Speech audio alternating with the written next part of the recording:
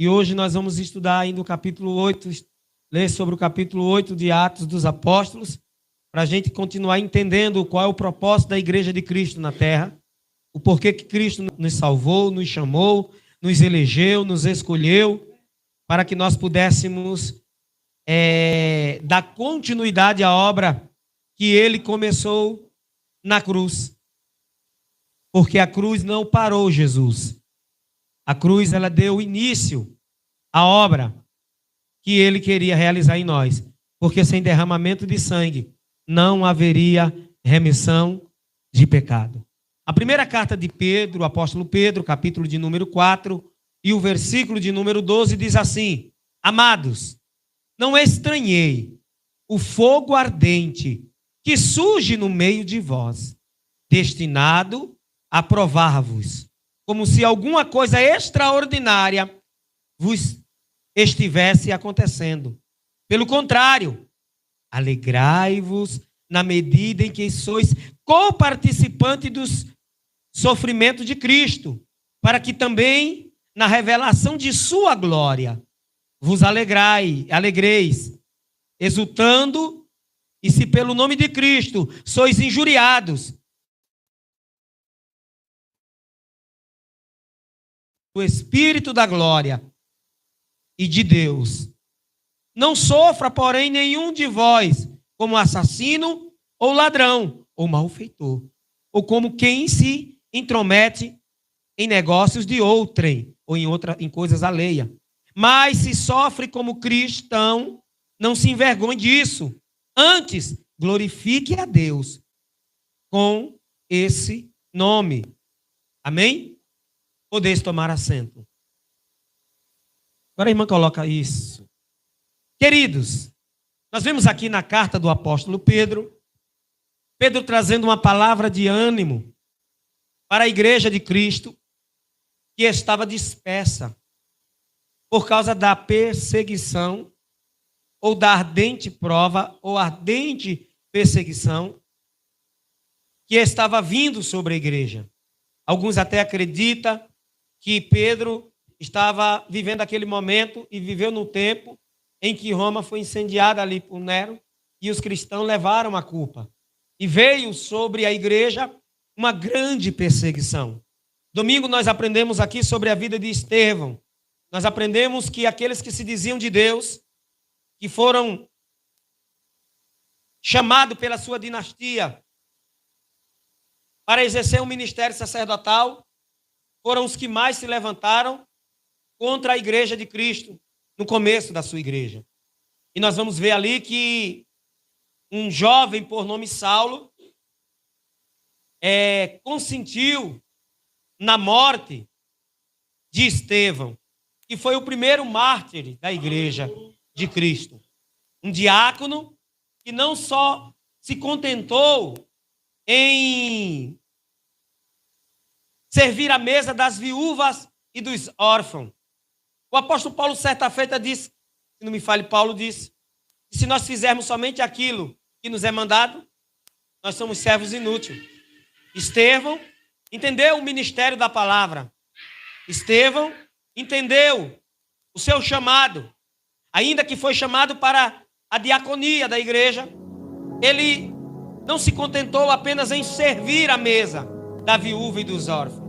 Estevão saiu e foi levar o evangelho nas praças, nas ruas, a ponto daqueles que se diziam de Deus se levantarem, conspirarem contra ele e trazê-lo para fora da cidade e ali matá-lo apedrejado. Mas Estevão vai liberar uma palavra de perdão, assim como Cristo liberou na cruz: Pai, perdoa-lhes, porque eles não sabem o que fazem.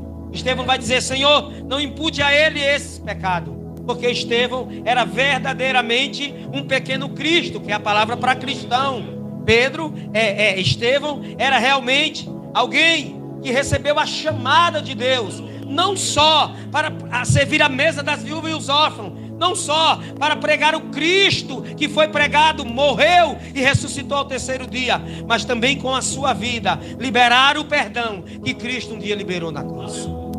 No capítulo 8, nós vamos ver que a perseguição ela não para.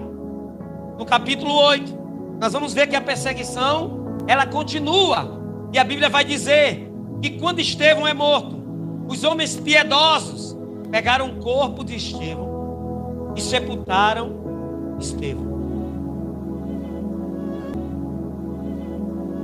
Só que não parou por aí. A Bíblia vai dizer para nós no capítulo 8, versículo 1: e também Saulo consentiu na morte dele. E fazia-se naquele dia uma grande perseguição contra a igreja que estava em... E todos foram dispersos pelas terras da Judéia e de Samaria. Mas houve um grupo, que era o grupo da linha de frente, que não temeu a morte e a perseguição. Esse grupo são os 11 apóstolos, que foram chamados, separados, escolhidos. Eles não pararam por causa da ardente prova. É por isso que Pedro fala com grande propriedade na sua primeira carta sobre os sofrimentos dos cristãos e o privilégio glorioso de sofrermos por Cristo. Porque Cristo vai nos falar lá em Mateus, quando ele vem falando sobre as bem-aventuranças, no versículo de número 11, dizendo, e o capítulo 5: bem-aventurados sois quando por minha causa vos injuriarem e vos perseguirem, e mentindo disserem todo mal contra vós, regozijai-vos e exultai, porque grande é o vosso galardão nos céus, pois assim perseguiram os profetas que viveram antes de vós. Então veja, Pedro recebe a mensagem do mestre durante 3 anos e 6 meses. Pedro fica enclausurado dentro de uma casa, nega Jesus por 3 vezes, volta para o lugar aonde Cristo havia tirado, que é o mar de Genezaré, ou lago de Genezaré, ou mar da Galileia, ou mar de Quinerite. E Jesus vai em busca de Pedro. E Jesus vai fazer uma pergunta para o Pedro. Porque sabe o que nos mantém com a fé viva? É o amor a Cristo. É o amor a Cristo que nos mantém firme em meio às perseguições que nós enfrentamos. Porque o amor tudo suporta. O amor não olha para a indecência. É fácil amar quem nos odeia? Não. É fácil amar quem nos persegue? Não. Mas Ele mandou a gente amar quem nos persegue. Ele não mandou a gente amar quem nos ama, simplesmente. E esse amor é o que faz com que o cristão, o pequeno Cristo, pareça cada dia mais com Ele. E quando é que eu sei o que eu pareço com Cristo? E que o amor que eu falo com palavras e preciso exalá-lo com atitudes, eu sei que eu estou exercendo ele. Não é quando alguém me trata bem, porque o próprio Cristo disse: que queres que os homens te façam, fazer vós? Mas ele disse: amai-vos uns aos outros, assim como eu vos. E como foi que Cristo amou? Dando a sua... Por quem? Pelos seus algozes. É fácil servir a Cristo? Não. Mas não é impossível. Porque para isso Ele nos capacitou. Com o que, pastor Gilmário? Com o seu Espírito Santo. Porque a Bíblia diz que Ele disse: eu vou para o Pai, mas não vos deixarei órfão. Eis que enviarei o Consolador, ou o Paracleto, aquele que vai assistir às vossas perseguições, aquele que vai assistir vocês, que vai interceder por vocês, quando vocês forem colocados no sinédrio e mentirem contra você. E quando vocês não tiverem nenhuma palavra, não vos se preocupem, porque Ele colocará a palavra em vossos lábios, e você vai responder, não segundo o que você pensa, mas segundo aquilo que Ele vai introduzir na sua mente, no seu coração. Aleluia! A perseguição vem sobre a igreja. Os discípulos, parte de alguns discípulos, saem dispersos. Mas os apóstolos continuam de pé. Eu falei domingo aqui aquele hino: a perseguição não parou a igreja, o Coliseu não parou a igreja, os leões não pararam a igreja do Senhor. Você não vai parar, você vai continuar em meio à perseguição que você está enfrentando.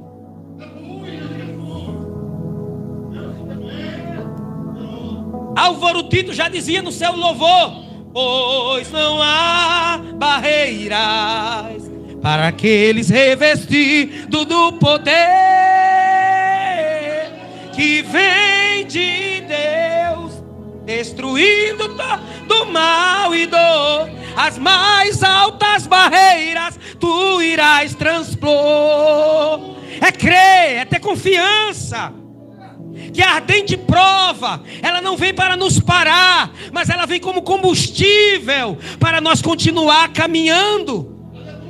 E aquilo que parece intransponível diante dos olhos humanos, diante de Deus não é nada, porque Deus abre porta aonde não há porta. Deus abre porta aonde alguém olha e diz: não tem jeito. Para quê? Para que você continue passando e levando o nome de Cristo mais adiante. A perseguição é o combustível que faz com que o cristão avance. Porque você já observou que toda vez que nós estamos na linha de conforto, papai aperta aqui do lado, aí a gente diz: não sei de onde veio esse camarada, mas sabe para quê? Para a gente continuar marchando. Miqueias vai escrever sobre a calamidade que virá sobre o mundo, e ele diz: levantai-vos e marchai, porque não será aqui o vosso descanso, porque nós ainda não entramos na cidade prometida. É tempo de caminhar, é tempo de prosseguir, aleluia. E Ele já te armou com as armas, porque Ele trouxe o Espírito e implantou em você. E olha o que a Bíblia diz: mas os que andavam dispersos iam por toda parte, anunciando. Saíram murmurando? Não. Você sabe quando é que alguém se admira com a gente? É quando a gente está passando por uma prova, e às vezes a lágrima está caindo, e você está assim, ó: fica comigo, fica, não vais embora, fica, escura noite, fica, não te ausentes, Senhor. Tuas palavras ardem no meu ser, a tua voz produz no meu viver o quê? A segurança que eu preciso para vencer. Mestre, fica. É na hora da perseguição que a gente clama, e Ele não nos abandona. Ele diz: eis-me aqui, o que queres que eu te faça? A igreja está sendo perseguida, eles estão dispersos, mas a mente está capacitada. Eles tinham tudo para largar a fé e murmurar, sim ou não? Mas não. Eles estão sofrendo por causa de quê? Não é da palavra? Mas no meio da perseguição, o que é que eles estão anunciando?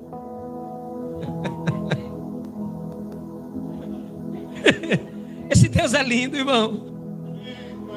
É por isso que o mundo não entende, Éder, o que nós estamos fazendo aqui. Porque é alguém nos perseguindo, é alguém nos maltratando, e a gente orando: Senhor, tenha misericórdia, me dê amor, porque eu preciso amar. Versículo 5, perdão. E descendo Filipe à cidade de Samaria, lhes pregava. Veja que eles não param. Eles pregam Cristo ressuscitado. Eles continuam levando Jesus para as almas que estavam sedentas por salvação, morrendo nas garras de Satanás. Versículo 6. E as multidões unanimemente prestavam atenção ao que Felipe dizia, porque ouvia e via os sinais que ele fazia. Você vê que quanto mais a igreja é perseguida, mais poder Deus outorga para os cristãos. Quanto mais a igreja sofre, mais poder Deus derrama. Mas Deus sai usando os seus servos. É como eu falei domingo, e o hino diz que os mais belos hinos e poesias foram escritos em tribulação. É nesse momento. E quando alguém está escrevendo a letra de um louvor em meio à tribulação, é Deus dizendo para ele: eu estou contigo. É aquele hino que foi cantado aqui. Você disse, mas todo o tempo eu estava lá. Ei, toda vez que você quiser parar,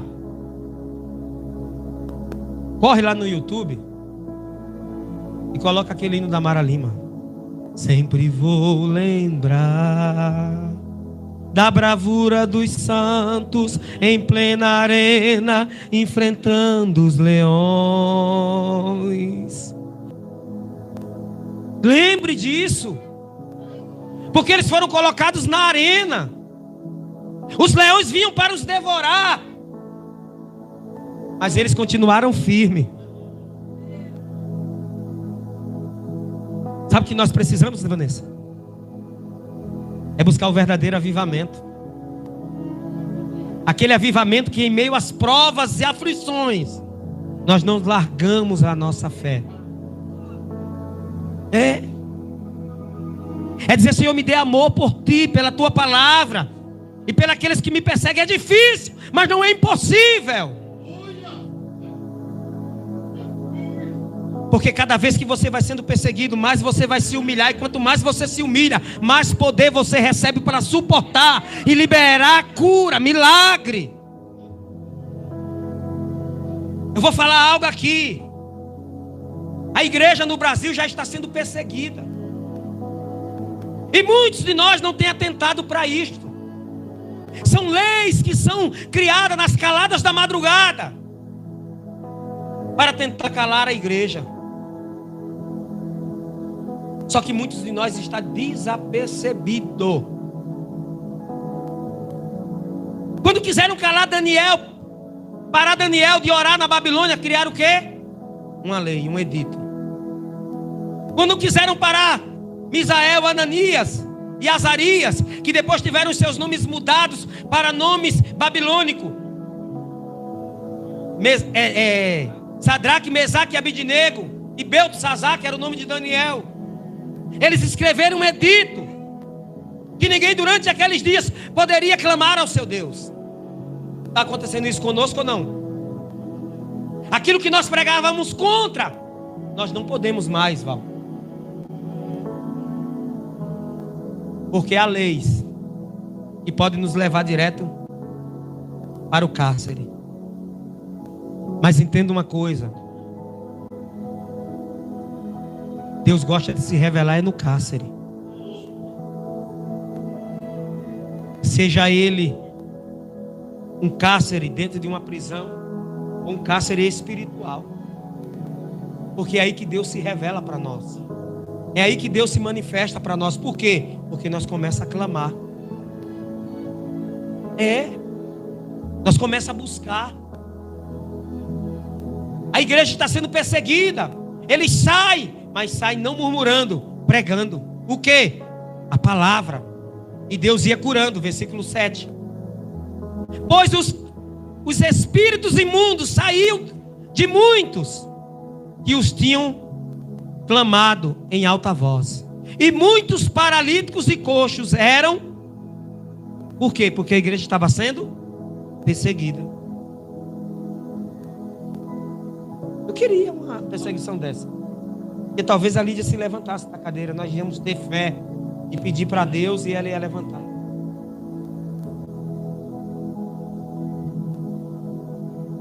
Talvez seja isso que Deus não tem feito mais coisa no nosso país. As curas. Porque nós ainda estamos na linha de conforto.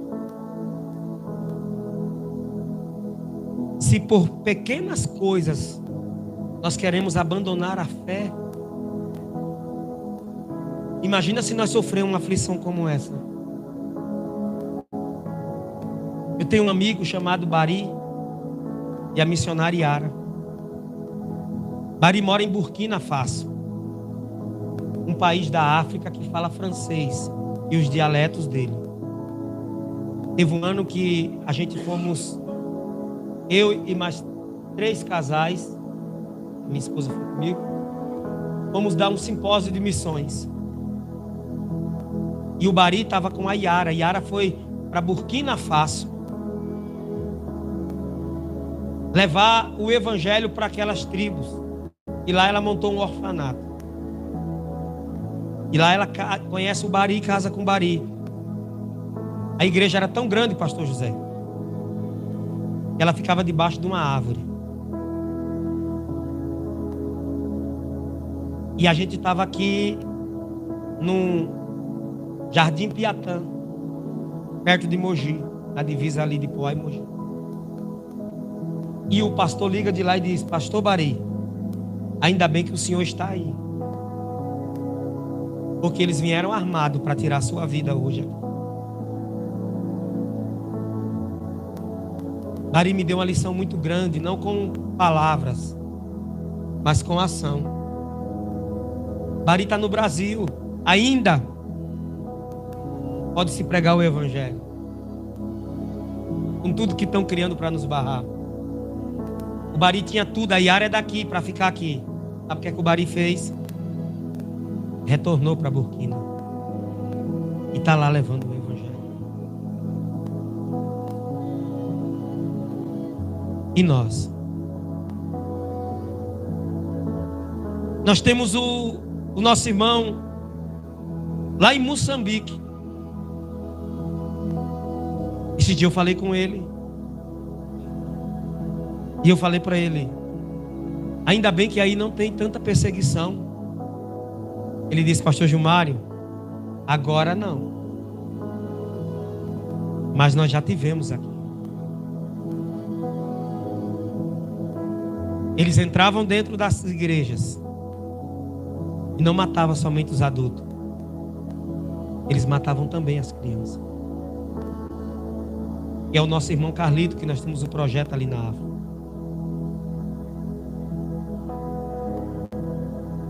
Vocês, alguns viram o vídeo que eu fiz aqui dele, que ele mandou. Os diáconos, os presbíteros, os evangelistas, ele, que é o pastor, entrando dentro do mato, né, Éder? E pegando o rato. E às vezes eu vejo alguém dizer assim, crente: ah, mas o rato de lá não é igual daqui. Não, rato é rato, irmão. Se o rato de lá não é como daqui, se mandar de lá para cá, você bota no prato para comer com seus filhos? Porque se é simples para ele, tem que ser para você.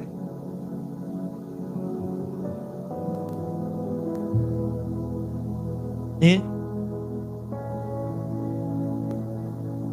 Porque é muito fácil falar quando você não está vivendo.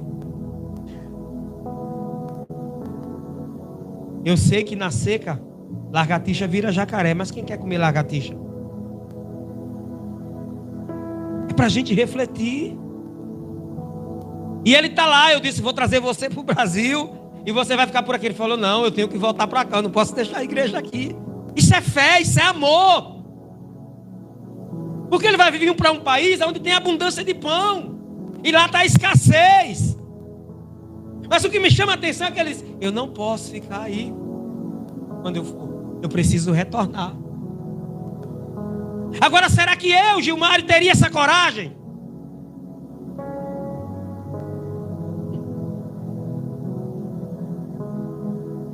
Igreja,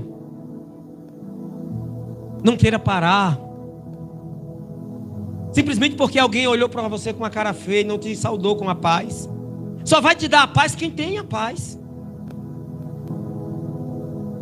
Só vai te dar um abraço caloroso quem tiver um abraço caloroso. E eu sei que um abraço cura.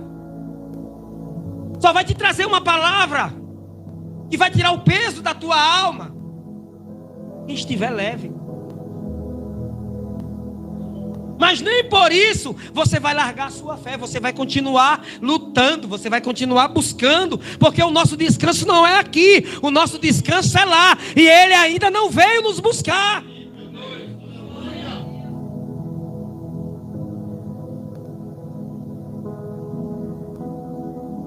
Pois que os espíritos imundos saíam de muitos, os que tinham. Os apóstolos entenderam que eles eram. E eu vou usar uma linguagem da medicina aqui, médica.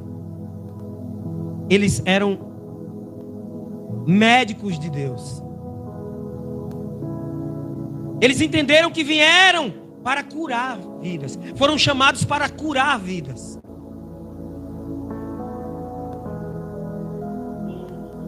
Que estava na mão dele as ferramentas necessárias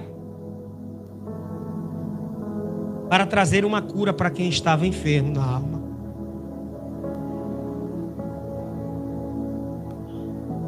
Você sabe o que é que me chama a atenção? É que eles faziam isso em adoração. Porque tudo que eles faziam, missionária Rosa, era para exaltar o Pai, não era para exaltar a si mesmo. E é na adoração, em meio à perseguição, e Deus vai alimentando a nossa alma com a palavra e a adoração verdadeira. Versículo 8. E havia grande alegria naquela. Era em uma casa só? Era em um vilarejo? Era em um bairro? Era na e não era uma cidade qualquer, era a cidade de Samaria. Ficai-vos em Jerusalém até que do alto seja revestido, e ser-me-ei testemunha. A palavra para testemunha ali é mártir, é alguém que está disposto a morrer por amor a Cristo. Samaria, Judeia, Galileia e até os confins. Aquele que consentiu na morte de Estevão era quem ia sair pelos países levando o evangelho.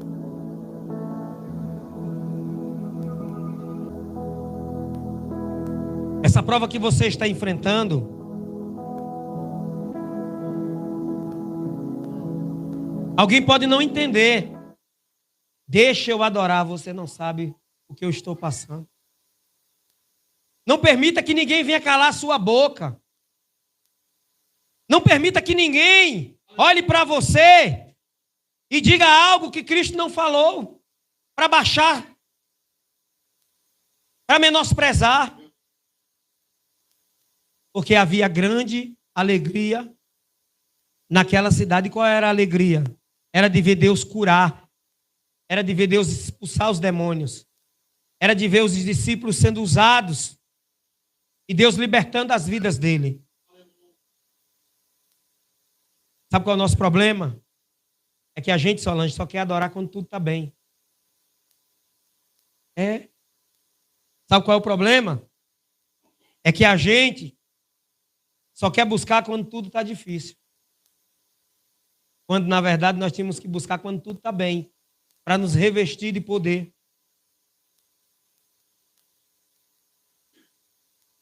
Pedro disse que nós não deveríamos ficar tristes quando essa ardente prova viesse sobre nós, mas que nós viéssemos nos alegrar e só vai se regozijar e alegrar e glorificar a Deus quem entende o que está passando.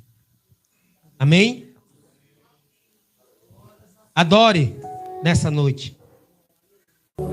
Soberano Deus e eterno Pai, aqui está a tua noiva, a tua igreja, Senhor, que tu compraste com teu sangue vertido na cruz do Calvário. Pai, nesta noite, Tu sabe como vidas entraram por essas portas nesse santuário. Mas a Tua palavra, Senhor, é o martelo que esmiuça a penha. A Tua palavra entra a divisão da alma e do espírito, e é apta para discernir os pensamentos e as intenções do coração. Pai, assim como avivaste a Tua igreja no tempo do Atos dos Apóstolos, vem avivar a Tua igreja nesses últimos dias. Que possamos crer em meio às crises existenciais, que Tu és aquele que se revela para a Tua noiva.